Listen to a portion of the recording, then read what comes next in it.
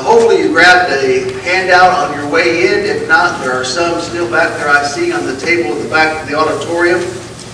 Some of these things we will not spend much time on, as has been the case with each of these, trying to cover one each Wednesday. It's been a challenge, but we've been able to do it most of the time so far. Let me just go ahead and tell you, this Wednesday, of course, we're studying Jonah tonight. And then I'm going to be away in Cordova at their fall series next Wednesday. And the following Wednesday, I'll be holding a meeting in Coldwater, Mississippi. And so we're going to give a rookie a try for the next 2 Wednesdays. And just let me know what you think of him, and we'll see if there's any hope for this young man. Keith Mosier is going to be filling in for us. And you'll probably have to help him out some while he's teaching. He's shy, doesn't like to give his opinion very much. So make sure that you're here for the next 2 Wednesdays and keep him in line. In all seriousness, we're glad that he's willing to do that, and appreciate his willingness to teach those 2 great books. And he'll do that back-to-back Wednesdays. All right, turn to the Book of Jonah if you haven't already. We're going to just go through some of these things on the outline first. And we'll really spend some time, and maybe what I'm going to try to, I know that everybody probably knows this book probably better than the rest of the minor prophets. Whether that's right or wrong, whether that's good or bad, that's probably the way it is. We've read this account all the way back from our childhood. It's always been one of our favorites.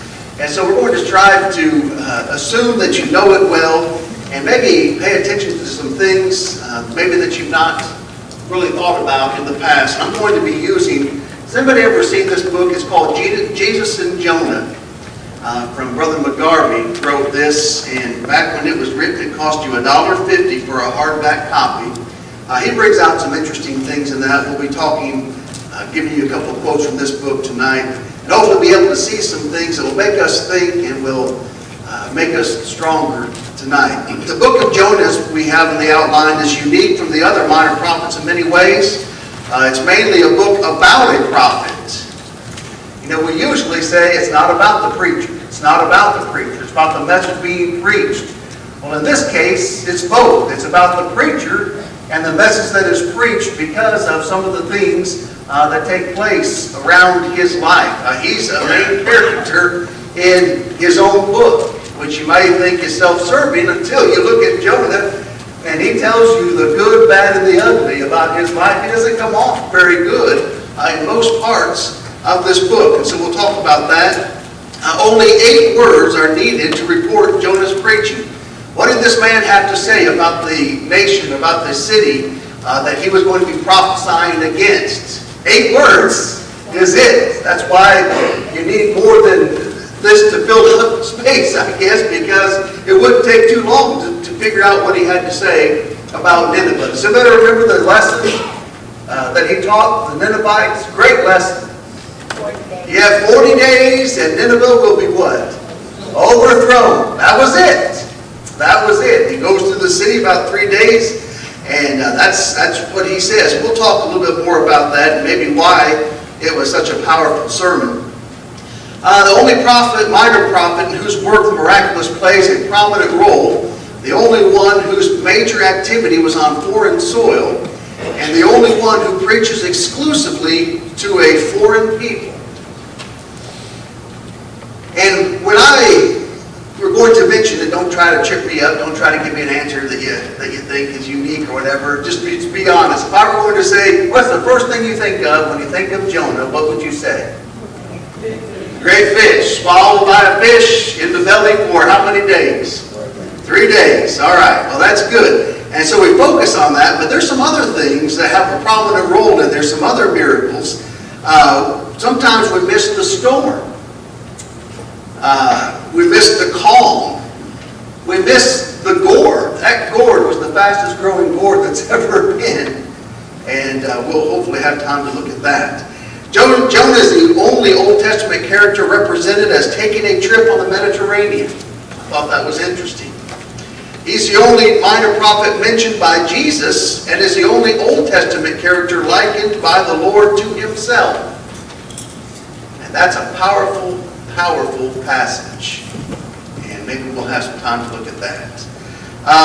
Continuing in the introduction, he was the son of Amittai. He is said to have preached in the northern kingdom in the days of Jeroboam II and predicted victories over Syria. And this episode is not in the prophet's book. He doesn't even mention that in the 4 chapters that are here in the book of Jonah. Jeroboam's reign was a time in which Israel broadened her borders greatly. So it was a prosperous time. It was a time of ease and prosperity. But at the same time, on the horizon was Assyria that would eventually swallow up Israel. You probably all have heard the great, and I tell you what it really is, a great outline of the book of Jonah. I intentionally didn't go with that because I'm sure that you had all heard that. Jonah ran away from God, with God, to God, and all of that, and then ahead of God is in chapter 4. And that's really a good outline. Maybe you haven't heard that. Maybe I should have used that, and you could have been really impressed. But here's another one that I liked, and I was thinking about the preaching students, especially when I came across this one, and I even wrote it in my Bible, which means I think a lot of it. I think this was in Brother Jackson's commentary where I found this. Here's a good outline. Chapter 1, the prodigal prophet. The prodigal prophet. Chapter 2, the praying prophet. Chapter 3, the preaching prophet. And 4, the pouting prophet. I do too. That's really good. And I can say that because it didn't come from me. Prodigal prophet, praying prophet, preaching prophet, pouting prophet. That's pretty good, isn't it? So I did not go with those. I came up with this. Number 1, Jonah's flight from responsibility and tragedy at the sea. Again, we won't take time to read all of this, but we'll read some of this. And I want to focus some of our attention on some characters that I've got in your outline, but we'll take some time to really think a little bit deeper about what was going on that ship that Jonah was on. Jonah chapter 1. Now the word of the Lord came to Jonah the son of Amittai, saying, Arise, go to Nineveh, that great city, and cry out against it, for their wickedness has come up before me. So he's commissioned Jonah to go and preach in Nineveh. As we probably know, Nineveh was the capital city of Assyria, located about 220 miles northwest of modern-day Baghdad, we believe. The Assyrians were noted as being some of the cruelest people who have ever lived. As a matter of fact, and I don't even know, I think I got these from one of the instructors when I was in school, gave us Rex Turner's senior's notes on the Assyrians. And I tell you, you read some of those things, these guys just came up with some of the cruelest ways to torture and kill people. They love to bash the baby's heads. Yeah. Against the wall and then push your eyes out. Yeah. So that was the last thing you saw. That's right. I gave you those orders. Was that you? Absolutely. I'm trying to talk to. Well, I'm glad that you did, because it was they're great. But They determined to know more about the Assyrians than the Assyrians. yeah, he did. that notebook is about that thick, and it's just outstanding material. And so he goes and does this, and so you can kind of understand why Jonah hated these people so much. By any happenstance, and anybody, and it was just on YouTube not too long ago, I mean, just like within the last hour, was it Book of Jonas? Is that his name? The young man that was killed, a Harding graduate. You know, the off-duty police officer went to the wrong apartment. If you haven't heard this, he was in his own apartment eating ice cream and thought that she was an intruder, shot an unarmed man, and killed him. His brother today in court, if you haven't seen this, look at YouTube, and if you don't know what YouTube is, get one of these young people afterwards, and they'll show you. The brother gets up there today, and he says, you know, I don't want bad for you. I don't even really want you to go to jail. I want you to seek Jesus. I want good things for you. I want you to know I forgive you. And afterwards, he asked the judge if he could go and hug the woman that shot and killed his brother, and he went and did that. You need to look at that. And I tell you, that's the attitude that we should have.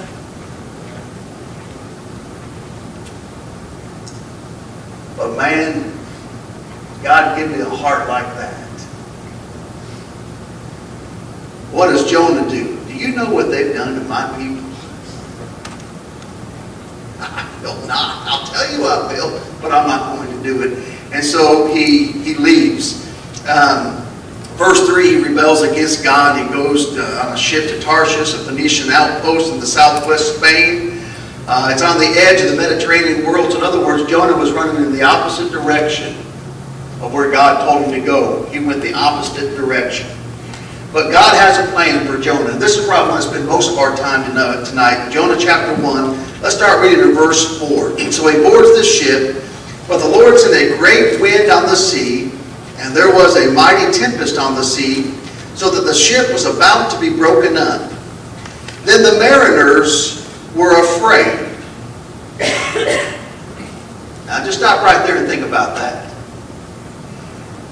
If you were on a ship and a storm comes up, you would probably be scared because you're not used to it.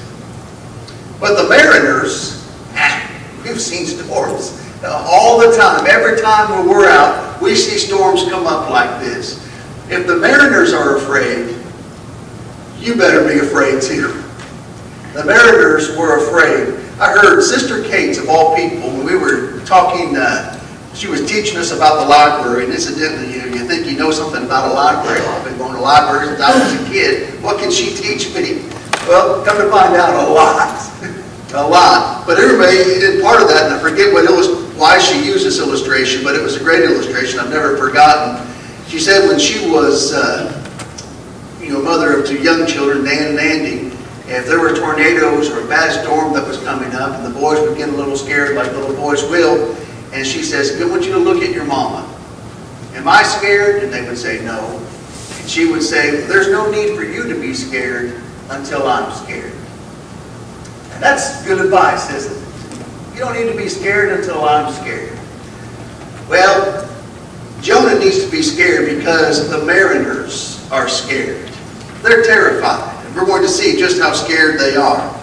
It was so bad that the ship was about to be broken up, and the mariners were afraid, and every man cried out to his God. What do you have on this ship? What are these mariners?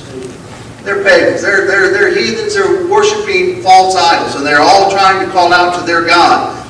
And threw the cargo that was in the ship into the sea to lighten the load. What is a mariner's job? What's a captain of a ship and the mariners? What's their main job? What's that? Keep the ship afloat, and to get everybody and everything from one port to the next. That's their main job, isn't it? Keep the ship afloat and keep everything in the cargo safe. Well, what do they begin to do? How scared are they? They're starting to toss over the things that are not needed on that ship. It's going to cost them, but this is how scared that they are. But Jonah had gone down to the lowest parts of the ship, had lain down, and was fast asleep. So the captain came to him and said to him, what do you mean, sleeper? Arise, call on your God. Perhaps your God will consider us, so that we may not perish. And they said one to another. So just keep in mind, they're calling on their gods. The storm is continuing to rage. They find out that Jonah's sleeping. Maybe your God's the magic God. Wake him up, pray to your God. Maybe he'll be the one that can stop this. You might have the one God that can actually do something about this. Wake up and pray to your God. Consider us so that we may not perish. And they said to one another, come, let us cast lots, that we may know for whose cause this trouble has come upon us. So they cast lots, and the lot fell on Jonah. Who do you think directed those lots? The Lord did. That's right. And so, verse 8, please tell us, they say, for whose cause this trouble upon us? What is your occupation? Where do you come from? What is your country? And of what people are you? That's a lot of questions. Rapid fire, isn't it? Why do you think they're asking them so quickly? Because there's a storm going on. They didn't know this quickly. They want to know where you're from, what God do you serve, what's your occupation, what's your country, what people are you. Verse 9, so he said to them, I am a Hebrew, and I fear the Lord, the God of heaven, who made the sea and the dry land. All right, so now keep in mind what these guys are doing. Let's read verse 10. Then the men were exceedingly afraid and said to him, "Why have you done this?" For the men knew that he fled from the presence of the Lord because he had told them. You know, it's one thing to be rebuked by a fellow Christian. Mark, you know better than that. I know you know better than that. You and I have been in Bible class together since we were this small. Mark, I used to teach you, now you've taught us, you've done this, and you know better than that. That's a fellow Christian. But what about a bunch of heathen people would come up to you and say, "Man, what are you thinking?" That's pretty bad, isn't it? When worshipers of false gods are coming up to a person who is truly worshiping the true God and comes up, "Man, what are you thinking? Why in the world would you do such a thing as this?"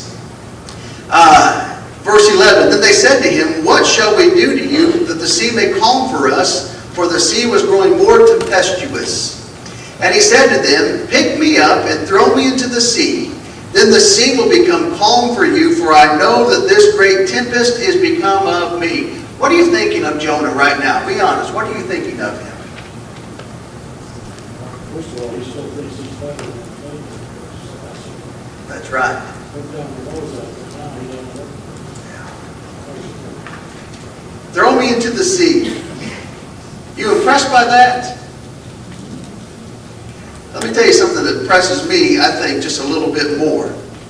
Look at verse 13. Nevertheless, the men rowed hard to return to land, but they could not, for the sea continued to grow more tempestuous against them. What did these men do? They're trying to save his life, aren't they? Well, before we do something like that, let's try to outrow this God of yours.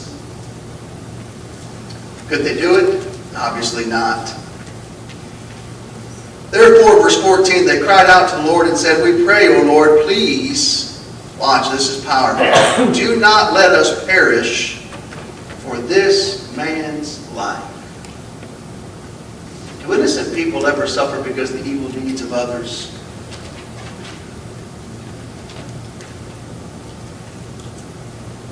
We have back at Town Acres, a woman whose 6-year-old son begged to go with her older brother and sister to the grocery store with them. That was back a while ago when you could walk everywhere. Begged, "Take me too, take me too." They were begging, so they finally said, "All right, you can go with your brother and sister. You guys just watch out for him." And as they were walking, a drunk driver hit the 6-year-old boy and killed him. And that lady lives with guilt. Did that little 6-year-old boy do anything wrong? Then why is that family suffering? Because the deeds of an evil act, right? There's evil in this world. And sometimes we suffer because of it, isn't it? Don't we? Then watch what they do. "We pray, O Lord, please do not let us perish for this man's life." Now watch. "And do not charge us with innocent blood. For you, O Lord, have done as it pleased you." Who are these men talking to now? Jonah's God. Who were they praying to at the beginning of the account? Everybody was praying to their own God. Now who are they praying to? They're praying to the God of heaven, aren't they? So they picked up Jonah and threw him into the sea, and the sea ceased from its raging. Now watch verse 16.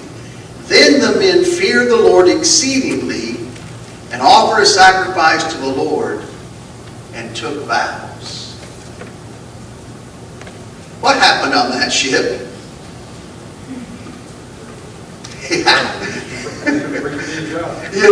I'm always hesitant, and I think you're right. He said they were converted. And usually when I talk about this, I say, I'll stop short of saying they were converted. But if they could do anything else under this time to become a proselyte, what else could they have done? Now, here's something to think. Yes, sir. The pagans thought of the gods as a person. as his regional God. So for them to call him Jehovah, here not Jehovah, that would indicate to me that they were just, the way they would ask their own God, ask St. Jonah's God. But for them to do sacrifice to the God of heaven that's out of line, they were not priests. Yeah. And they took vows. So I would say they were converted. They were just afraid. Yeah. But they had done something they had never done before, hadn't they? It reminded me of the Athenians who had an idol for every god, and they just It's a beautiful account, isn't it? And what change took place in these men? Can good things ever come from bad situations? What just happened here? Something good came out of this, didn't it? Now, keep in mind, I want you to think about something. This is some of the things that McGarvey brings out as we go a little bit further into this. You can read the lessons from chapter 1. God concerns himself with the wickedness of the heathen nations. One cannot run away from God. God's able to use incidents in the lives of his servants for his glory. Verse 17, now the Lord had prepared a great fish to swallow Jonah, and Jonah was in the belly of the fish 3 days and 3 nights. And so from this you get the prophet's prayer. He cried out because of affliction. Jonah prayed to the Lord his God from the fish's belly and said, I cried out to the Lord because of my affliction, and he answered me. Out of the belly of Sheol I cried, and you heard my voice. For you cast me into the deep, into the heart of the seas, and the flood surrounded me, and your billows and your waves passed over me. Then I put a quote that I really liked from McGarvey in your outline as well. His physical suffering must have been great, besides the consciousness that he was floating about in the great depths of the sea. Nothing experienced in this life could adequately portray his wretchedness. Hence he borrows an image of horror from the spirit world. In other words, you could not say, well, man, this reminds me of the time that old Joe so-and-so was suffering like this, or who was in this situation. Man, I tell you what, I heard about this guy over in Africa that he was in a very similar situation. There's nothing on earth that he could use to express this. So what does he do? I feel like I'm in a whole nother world. His soul fainted. And so what did he do? He turned to God, didn't he? Did Jonah have anywhere else to turn in that fish's belly?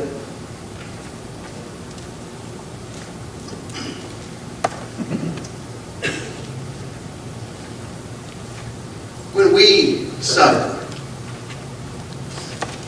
and I'm always feel a little bit ill-prepared and unqualified to talk about this because, just to be honest, I've not suffered like I know other people have suffered. I haven't yet. I still have both my parents, both my brothers and sisters, still have my wife, my children, and all of these things that I think would just devastate me. I mean, there's bad things that have happened to me just like anybody else, but I always feel a little bit unqualified to say this, and so I feel like I need to preface it a little bit because you might be thinking, well, Mark, you don't know at all what you're talking about because you've never suffered, and you're right.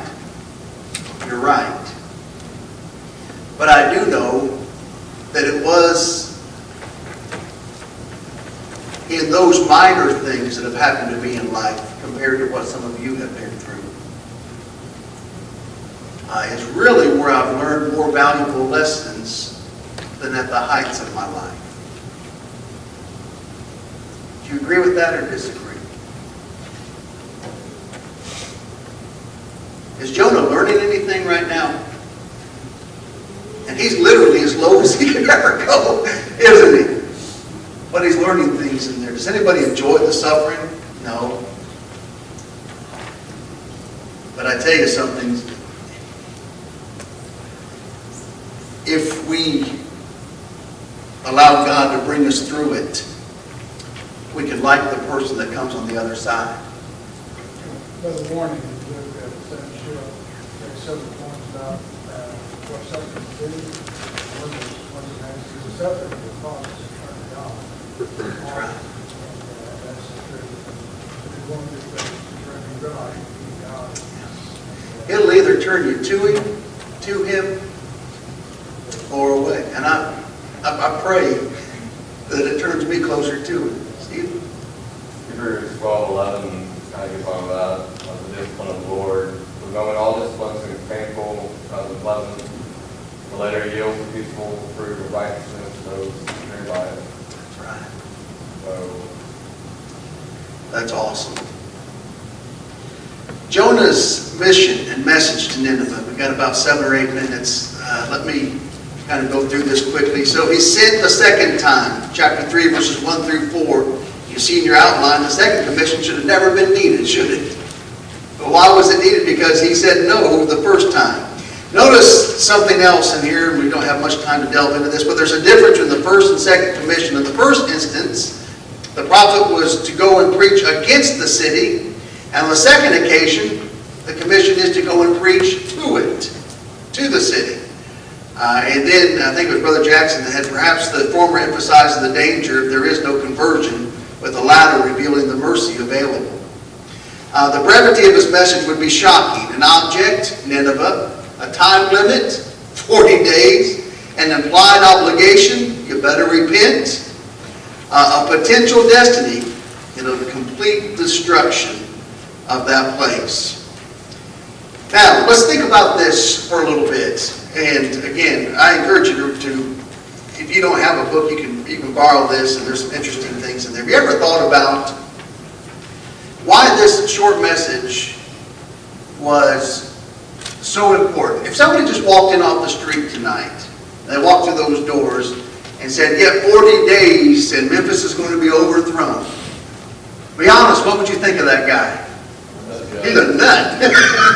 And Barney Fife would say, he is just a nut. That's what we would think about him. But now watch this reaction, and let's think about this. Chapter 3, verses 5 through 10. So the people of Nineveh believed God, proclaimed a fast, and put on sackcloth from the greatest to the least of them. Then word came to the king of Nineveh, and he arose from his throne and laid aside his robe, covered himself with sackcloth and sat in ashes, and he caused it to be proclaimed and published throughout Nineveh by the decree of the king and his nobles, saying, let neither man nor beast, herd nor flock taste anything. Do not let them eat or drink water, but let man and beast be covered with sackcloth and cry mightily to God. Yes, let everyone turn from his evil way and from the violence that is in his hands. Who can tell if God will turn and relent and turn away from his fierce anger so that we may not perish? Why in the world would a wicked, wicked, wicked heathen king do something so drastic? Have you ever thought about that? Jonah must have been a really good preacher. Well, this is the greatest response we've ever had in the Bible. 100 to 120,000 Assyrians, they turned from their wicked ways for a little while anyway. Here's some questions I want you to think about. Did heathen kings ever hear about the prophets of Israel? Amen. Yeah, they did, didn't they? They found out why those Israelites know where we're going in battle. How do they know before we let it out? Is there a spy? No, there's a prophet over there, and God's telling him, and he's telling their army exactly what we're going to do. The heathen kings knew about these prophets. Do you think perhaps that this king knew about Jonah? Perhaps. Question number 2. If I'm expecting a big screen television to come in on a truck, and it's not there, do you think I'll be asking any questions about that and say, well, it's not there, something must have happened? Or am I going to demand, what happened to my big screen TV? I want to know. I was looking forward to watching the game tonight. Do you think that these mariners kept all of this to themselves? Or do you think that they came back and gave an account of what happened to them? We were on the sea, and there was this guy called Jonah. He served the God of Israel. He had run away from God. We had to end up having to throw him into the sea. As soon as we did, the sea completely got quiet. But before we did that, we had to throw a bunch of things overboard. Your big screen television was one of them. Sorry about that.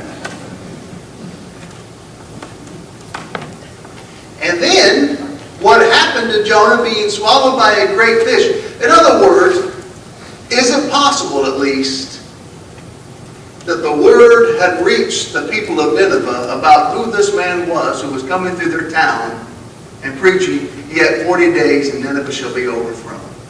See, I have set thee as a light to the Gentiles. That message was all over the world. The Magi knew where Jesus was. Yeah. These guys knew. And Jonah, we're not going to have time to look at it, unfortunately. He was a sign to them. How can he be a sign to them if they didn't know what happened to him? You see what I'm saying? Remember when Jesus rebukes them? The people of Nineveh repented at the preaching of Jonah, and there's a greater than Jonah here. He's talking about himself. He was a sign to them. Here's a sign. And the thing is, take time to read those passages in there. These people, these Pharisees and Sadducees and everybody else, were going to see the greatest sign. What's greater than staying in a fish's belly for 3 days and being vomited up on the beach? What's greater than that? Being killed. Laying dead in a tomb for 3 days, and then walking out of that tomb. He said, if these people of Nineveh were here today, they would be wagging their heads at you, stiff-necked people. There's a greater than Jonah here. And so Jonah goes into this city, and boy, wouldn't you love this kind of response today? Let me tell you something, Republican, Democrat, Independent, whatever it was, if I had a king, if I had a president who humbled himself or herself, I would vote for that president just like this, and turn to God. Wouldn't you love to see that? No matter who's in office. I'm not talking about any particular, I'm not getting political. I'm saying I would love to see our country go through repentance like this, wouldn't you? Well, Jonah's misguided anger, you remember what happens. He's not happy that the Ninevites repented. As a matter of fact, he accuses God. I told you. They would repent, and I knew what you would do. You would forgive them. Can you imagine being angry at the mercy and forgiveness of God? Jonah was. So you remember there in chapter 4 what he does? Jonah there makes his little lean-to. God creates a gourd. This is in your outline. To come and give him shade. But then God prepares a worm. Kills that gourd. The sun beats down. And that hard, hot wind. And Jonah just begging to die. And he's angry at God again. Look, why have you done this to me? He says, you're angry over a little plant. Are not the souls that are in Nineveh a lot more important than that little plant? Isn't Jonah a great book? Can't you just get so many things in there? I wish we had time to delve into it deeper, but we don't. Next 2 weeks, we're in for a treat. I challenged him to have an outline for you. We'll see if he does. If not, Sister Moser can make one for him. Appreciate you all so much. Let's get our minds where they need to be. And what did he say? Yeah. Oh, that's good. I don't know if you heard that. G.K. Wallace, Brother Motion, just shared with me that Jonah hit the beach running. And that's very accurate, isn't it? All right.